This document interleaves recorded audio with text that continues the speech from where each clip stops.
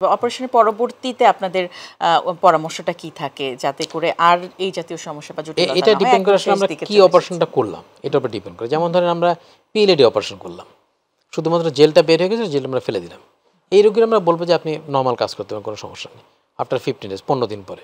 কিন্তু দেখা যাচ্ছে ওনার আমরা একটা লিস্থেসিস মানে একটা হাড্ডি একটা সরে গেছে, তখন আমরা রড স্ক্রু লাগিয়ে দিলাম। ওনাকে বলবো আমরা কমপক্ষে 2 মাস পরে আপনি নর্মাল ওয়ার্কে যাবেন।